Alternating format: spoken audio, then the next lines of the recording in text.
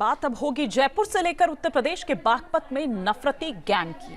जयपुर के चोमू में मस्जिद के बाहर लगे पत्थरों को हटाने पर ऐसा विवाद हुआ कि हालात हिंसक हो गए। पुलिस पर पत्थर बरसने लगे तो वहीं दूसरी ओर बांग्लादेश में दीपू दास की नृशंस हत्या का वीडियो शेयर कर धमकी देने का एक मामला भी सामने आया है।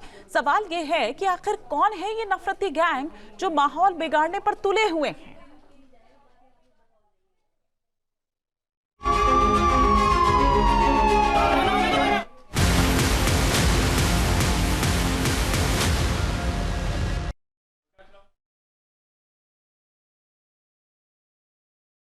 की गई है जो कि शांति के लिए आवश्यक है।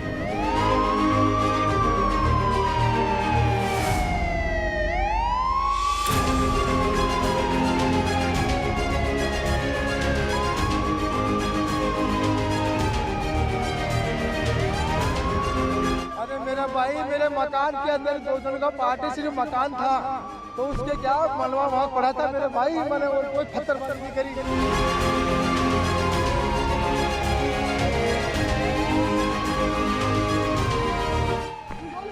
ये लग रहा उनका हम बाहर के नहीं उनका बाहर के शमशेर खान फिरोजाबाद के चूड़ी कंगन बेचते हैं।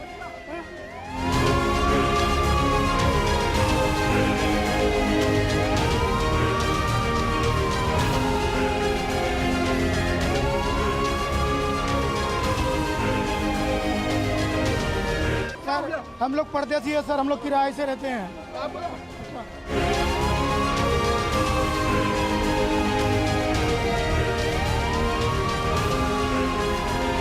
इंटरनेट भी बंद किया गया है सर। अभी इंटरनेट बंद किया गया है।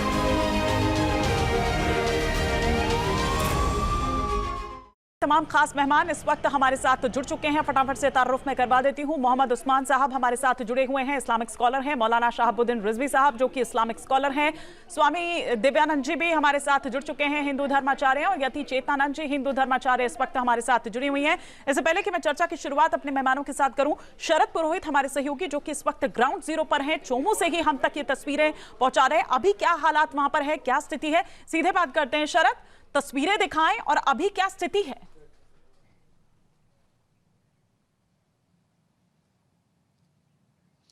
देखिए, अभी की बात की जाए तो अब शांति बनी हुई है। एहतियात के तौर पर करीब 1500 पुलिस कर्मियों का जाब्ता यहां चोमू क्षेत्र में लगा दिया गया है, आरएसी बटालियन, और उसके अलावा अलग अलग पुलिस थानों का, जयपुर के 70 पुलिस थानों का जाब्ता यहां पर लगाया गया है। क्योंकि जो रात को स्थिति हुई थी उसको लेकर के पुलिस अब संभल के हर चीज़ करने की कोशिश कर रही है। ये विवाद कुछ इस तरह से शुरू हुआ, मामला 1981 में शुरू हो जाता है जब इस मामले को कोर्ट में ले जाया गया था कि ये मस्जिद यहाँ पर आगे अतिक्रमण किया गया था और उस वक्त इस पर स्टे लगा दिया गया था। लेकिन उसके बाद में कुछ सालों से यहाँ मस्जिद के बाहर पत्थर रखे हुए थे रोड के ऊपर। उन पत्थरों को कल मुस्लिम समाज की तरफ से हटा दिया गया था, उसको सराहनीय पहल बताया गया। लेकिन उसके बाद में रात को वहां पर जबरन बताया जा रहा है कि रेलिंग लगाने की बात आ रही थी। लेकिन पहले अस्थायी अतिक्रमण था, वो स्थायी होने की बात जैसे ही सामने आई तो हिंदू संगठन वहां पर जमा हो गए और उसके बाद में पुलिस वहां पर पहुंची। तो पुलिस ने वापस रेलिंग को काट करके हटाने की कोशिश वहां पर की, क्योंकि स्थायी अतिक्रमण वहां पर किया जा रहा था जहां पर स्टे लगा हुआ था। उसके बाद में वहां पर बवाल शुरू हुआ। मैं ये समझना चाह रही हूँ कि जब ये हटाया गया, क्या उससे पहले वहां पर जो भी लोग हैं या मस्जिद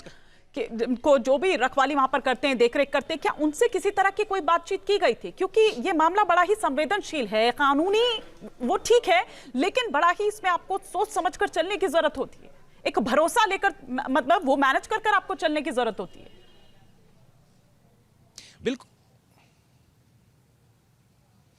बिल्कुल, इसके अंदर पूरी तरह से पुलिस ने बातचीत की थी, क्योंकि शाम को जो यहाँ का माहौल था कल शाम का, वहाँ पर पुलिस ने समझाइश के बाद में वहाँ पर जो मस्जिद के जो लोग थे उन्होंने वहाँ से पत्थर हटाना खुद ने ही शुरू कर दिया था। पत्थर खुद की ओर से हटाए जा रहे थे।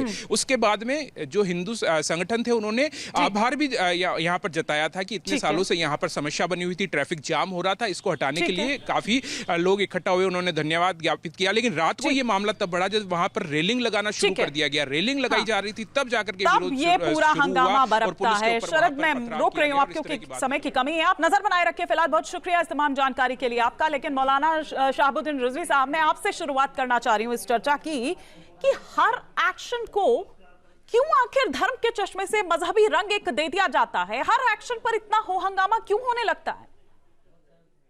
देखिए, अब वहाँ की सूरत हाल क्या थी मुझे नहीं मालूम, मगर जिस तरह के आपके पत्रकार ने बताया है तो उससे लगता है कि वहाँ पे हंगामा नहीं होना चाहिए था। शांतिपूर्वक तमाम चीज़ें होना चाहिए, आपस में बातचीत के ज़रिए मसाइल मामलात हल किए जाते हैं, वही वही तरीका बेहतर है। कानून को अपने हाथ में नहीं लेना चाहिए और शोर शराबा, हंगामा, लड़ाई झगड़े से मसला नहीं हल होता, बल्कि मसाइल और बढ़ते हैं, बिगड़ते हैं और उसका नुकसान भी, खमियाजा भी भुगतना पड़ता है।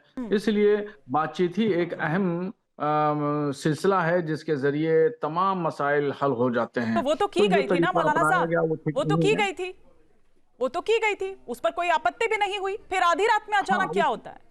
ने आधी रात में अचानक में क्या हो गया, मैं तो वहां पे तो था नहीं, इसलिए मैं कुछ बता नहीं सकता क्या हो गया होगा। वो तो आपके पत्रकार बताएंगे या वहां का मकामी आदमी ही बताएगा।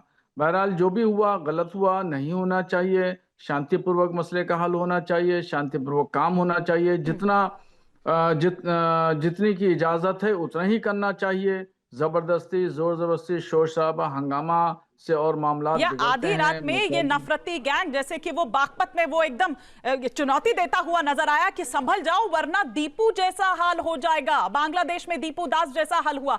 यति चेतनानंद जी, मैं आपसे यहाँ पर समझना चाह रही हूँ, ये कहा जा रहा है कि भैया 45 साल के बाद क्यों आपको ध्यान आया कि यहाँ से पत्थर हटने चाहिए, ट्रैफिक व्यवस्था दुरुस्त होनी चाहिए? नहीं, देखिए, अगर 45 वर्ष बाद भी कोई गलती सुधारी जाती है तो इसमें कोई गुरेज तो होना नहीं चाहिए। गलती कभी भी संज्ञान में आए, प्रशासन के संज्ञान में आए, लोगों ने हो सकता है शिकायत की हो। जैसे मौलाना साहब कह रहे हैं कि वो वहां नहीं थे, तो वहां तो हम में से कोई भी नहीं था। ये तो वहां का प्रशासन ही समझ सकता है। निरंतर ट्रैफिक जाम की शिकायतें की जा रही होंगी, उसके बाद पत्थर हटाए गए। लेकिन मुझे समझ में नहीं आता कि आखिर पत्थरों के हटने से किसी को क्या आपत्ति हो सकती है और पत्थर जमा कर कर रखने क्यों है? क्या यही जुल्म भारत में हो रहा है जिसका मदनी जी जिक्र कर रहे हैं कि जब भी पत्थर इकट्ठे किए जाएंगे और प्रशासन उन्हें हटाने की कोशिश करेगा तो पत्थरबाजों को दिक्कत होगी? तो मुझे तो यही समझ में आ रहा है कि ये जुल्म हुआ उन लोगों पर कि उनके जमा किए हुए पत्थर जो पत्थरबाजों के लिए रखे गए थे वो हटा लिए गए, इसलिए बाद में बलवा हुआ। इतना बड़ा ठीक है। जुल्म भारत में मुसलमानों पर मुझे लगता है नहीं होना चाहिए। पत्थरबाजों को ये आजादी होनी चाहिए भारत के अंदर मोहम्मद कि वो उस्मान जी, पत्थरबाजी कर सके। एंक्रोचमेंट का ये मामला था, वहां पर पुलिस पहुंचती है, पहले समझाइश हो चुकी थी, मामला सब कुछ ठीक ठाक था, फिर क्या एक्शन सिर्फ इसलिए ना हो या उस पर रोक सिर्फ इसलिए लग जाए क्योंकि वो जगह धार्मिक पहचान से जुड़ी हुई है? देखिए, अभी मैं सबसे पहले तो ये नुक्ताचीनी नहीं करना चाहता कि किस वजह से वहां पर जो है फसाद पैदा हुआ, बल्कि सबसे पहले तो मैं अपील करूंगा मुस्लिम समुदाय से कि वो वहां पर शांति बनाए, और अगर कोई दूसरा पक्ष भी वहां पर अगर आपत्ति कर रहा है तो वो सबसे पहले इस वक्त वहां शांति कायम करने में अपना रोल अदा करे। बहुत शांति के साथ वहाँ मुसलमानों ने पुलिस वालों को पीटा है। इतनी शांति बढ़ती है कि वहाँ इंटरनेट बंद करना पड़ा है। इतनी शांति से पेश आ रहे हैं वहाँ मुसलमान। पहले आप भी शांत हो। जहाँ के मुसलमान इतनी शांति से पेश आ रहे हैं कि वहाँ पुलिस वालों को पीटा गया है। देखिए, आप डिबेट के नियमों का फॉलो नहीं करती हैं, और अगर आप ये इसी तरह का करना हो तो हम आपके साथ बिल्कुल बात करने के लिए तैयार नहीं है। मोहम्मद उस्मान साहब, आप अपनी बात को कंप्लीट करिए। मैंने इसमें क्या गलत बात कह दिया? आपको खामोश रहकर सुनना चाहिए ना। हमने आपका पक्ष सुनते तो हमारा पक्ष पूरा सुन ले, उसके बाद कहें आप। मुसलमान कितनी शांति बरत रहे हैं वो बता रही हूँ। मैं आपसे पूछूंगा ना, उसकी भी जवाब दे देना अगर कोई ये बात है। अरे मैं शांति की अपील करने में क्या बुराई की बात कह दी? क्या आपको शांति पसंद नहीं है? मुझे तो ऐसा ही लगता है आपको शांति पसंद नहीं है, और आप यही आग लगाने का काम आप ही कर रहे हैं। अगर कोई शांति की अपील कर रहे हैं तो आपको फ्रिक्शन पैदा हो रही है।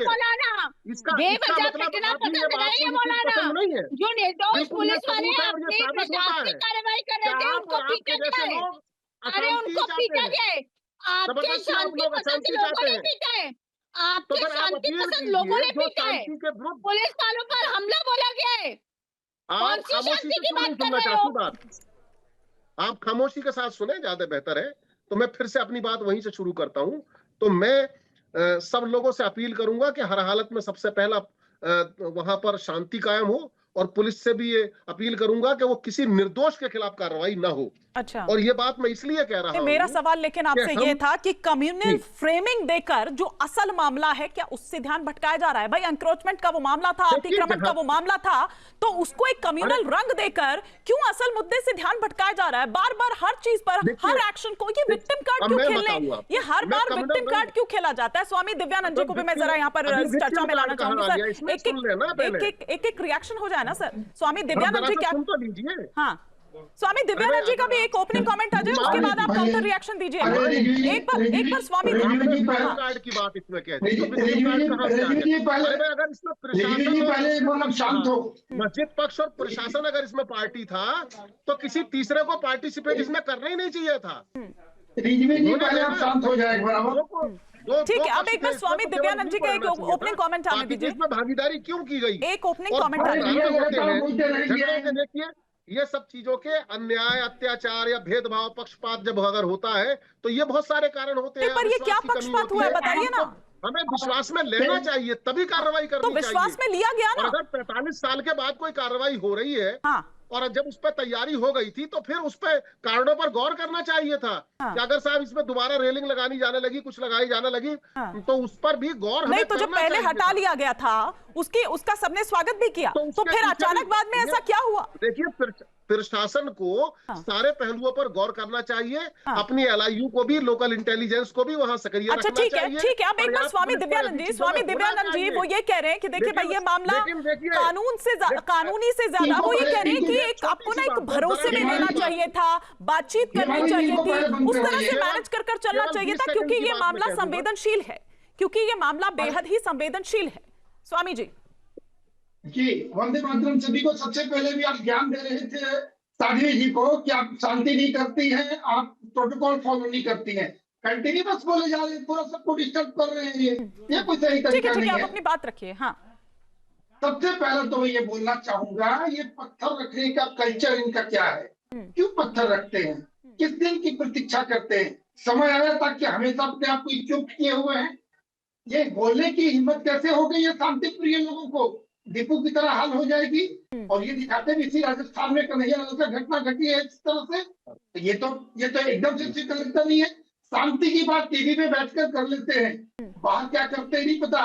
यहाँ बोलने में क्या जाता है? जब ज्यादा घटना घट जाती है तो सीधा बोलते हैं नहीं, वो हम स्वीकार नहीं करते हैं, हमारा समुदाय को स्वीकार नहीं करता है। फिर वही घटना घटती है, प्रतिदिन घटनाएं घट रही है, कैसे शांति होगा? शांति की बात करें, दो कदम आगे बढ़ के टीवी में मात्र 2 लाइन बोल देने से संतुष्ट नहीं होगा देश। आपकी शांति की क्रिया को कृत्य भी दिखने चाहिए। आपने क्या किया? आप एक समुदाय, अपने समुदाय के आप जिम्मेदार व्यक्ति हैं, आपकी तरफ से कोई पहल की गई क्या? यहाँ से टीवी में बोल देंगे हम पक्ष नहीं है, हम उससे सहमत नहीं है, हम वो हमारे इस्लाम में नहीं है। अच्छा नहीं, बिल्कुल नहीं। अगर ऐसा है तो हमें 2 कदम आगे बढ़ने की आवश्यकता है। मैं आपके साथ चलता हूँ, आप आगे बढ़े और कैसे शांति हो इस बात की जिम्मेदारी लेनी होगी, न कि मात्र कुछ मिनट हम टीवी में बैठकर बोल के अपने रस्म अदा करके चले जाएं। ये कतई ये चलना नहीं हो रहा चाहिए। लेकिन स्वामी जी, अगर कुछ लोग ऐसा कर रहे हैं या कुछ लोग अगर ऐसा कर रहे हैं तो आप उसके लिए पूरी कम्युनिटी को भी तो दोषी नहीं ठहरा सकते ना। आप पूरी कम्युनिटी को तो नहीं कह सकते हैं ना। ठीक है, लेकिन समय इतनी इजाजत दे रहा है, मैं माफी के साथ आपको रोक रही हूँ, इस पर चर्चा और होनी चाहिए थी, लेकिन समय इतनी इजाजत दे रहा है। बहुत शुक्रिया आप सभी मेहमानों का हमारे साथ जुड़ने के लिए। आपके मोबाइल पर तुरंत आएगी ब्रेकिंग न्यूज, स्क्रीन पर सबसे पहले दिखेगी बड़ी खबर, देश दुनिया की हर खबर एक जगह। अब आपके मोबाइल पर तुरंत फटाफट इंस्टॉल कीजिए न्यूज नेशन ऐप और रखिए खुद को अपडेट।